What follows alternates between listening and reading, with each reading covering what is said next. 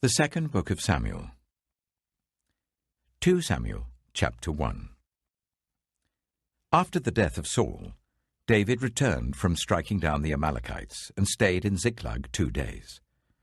On the 3rd day, a man arrived from Saul's camp with his clothes torn and dust on his head. When he came to David, he fell to the ground to pay him honor.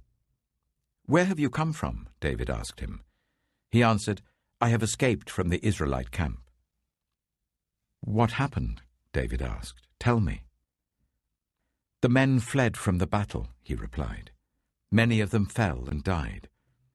And Saul and his son Jonathan are dead."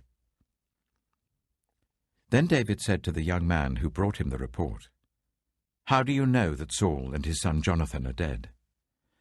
"I happened to be on Mount Gilboa," the young man said, "and there was Saul leaning on his spear with the chariots and their drivers in hot pursuit. When he turned round and saw me, he called out to me, and I said, 'What can I do?' He asked me, 'Who are you?' 'An Amalekite,' I answered.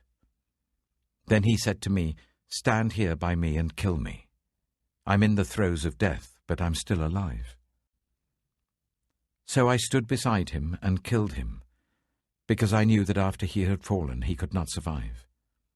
And I took the crown that was on his head and the band on his arm, and have brought them here to my lord." Then David and all the men with him took hold of their clothes and tore them.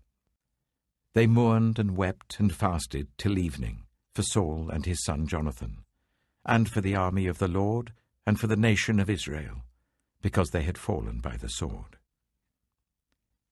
David said to the young man who brought him the report, "Where are you from?"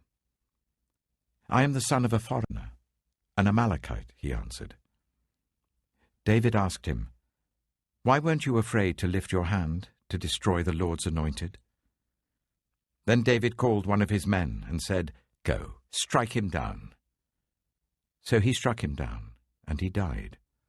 For David had said to him, "Your blood be on your own head.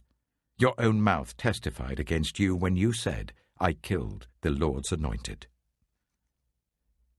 David took up this lament concerning Saul and his son Jonathan, and he ordered that the people of Judah be taught this lament of the bow. It is written in the book of Jasher. "A gazelle lies slain on your heights, Israel. How the mighty have fallen! Tell it not in Gath. Proclaim it not in the streets of Ashkelon, lest the daughters of the Philistines be glad, lest the daughters of the uncircumcised rejoice. Mountains of Gilboa, may you have neither dew nor rain. May no showers fall on your terraced fields. For there the shield of the mighty was despised, the shield of Saul, no longer rubbed with oil. From the blood of the slain, from the flesh of the mighty, the bow of Jonathan did not turn back. The sword of Saul did not return unsatisfied. Saul and Jonathan, in life they were loved and admired, and in death they were not parted. They were swifter than eagles, they were stronger than lions. Daughters of Israel, weep for Saul, who clothed you in scarlet and finery, who adorned your garments with ornaments of gold. How the mighty have fallen in battle! Jonathan lies slain on your heights. I grieve for you, Jonathan, my brother. You were very dear to me.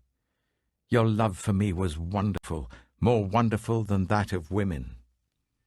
How the mighty have fallen! The weapons of war have perished."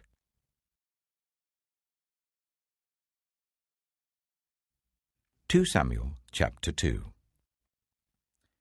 In the course of time, David inquired of the Lord. "Shall I go up to one of the towns of Judah?" he asked. The Lord said, "Go up." David asked, "Where shall I go?" "To Hebron," the Lord answered. So David went up there with his 2 wives, Ahinoam of Jezreel and Abigail, the widow of Nabal of Carmel. David also took the men who were with him, each with his family, and they settled in Hebron and its towns.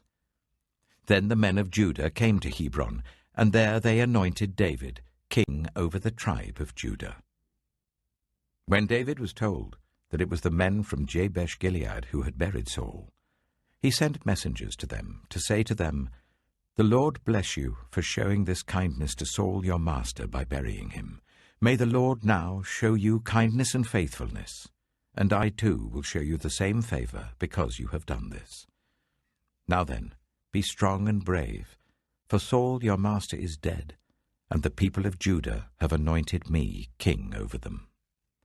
Meanwhile, Abner, son of Ner, the commander of Saul's army, had taken Ishbosheth, son of Saul, and brought him over to Mahanaim. He made him king over Gilead, Ashuri, and Jezreel, and also over Ephraim, Benjamin, and all Israel. Ishbosheth, son of Saul, was 40 years old when he became king over Israel, and he reigned 2 years. The tribe of Judah, however, remained loyal to David.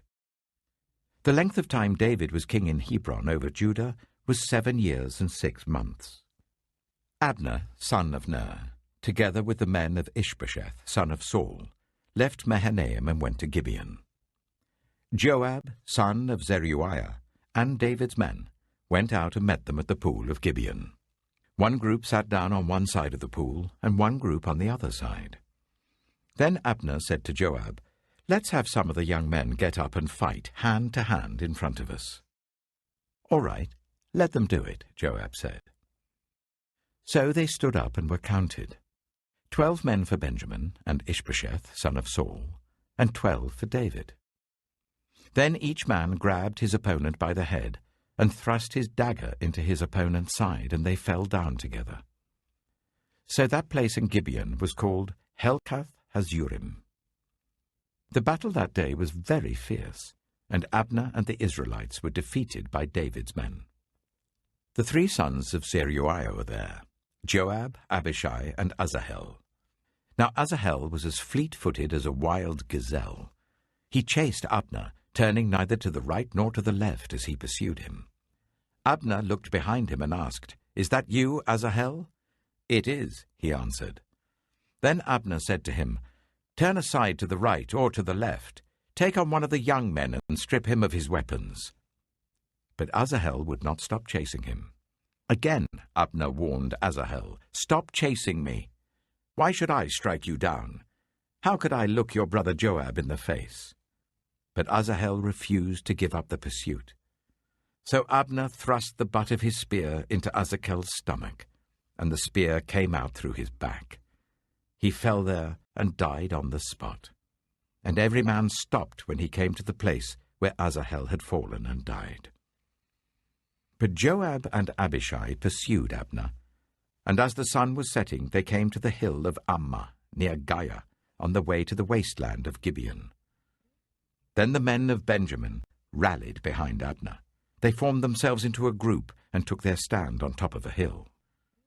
Abner called out to Joab, "Must the sword devour forever? Don't you realize that this will end in bitterness? How long before you order your men to stop pursuing their fellow Israelites?" Joab answered, "As surely as God lives, if you had not spoken, the men would have continued pursuing them until morning."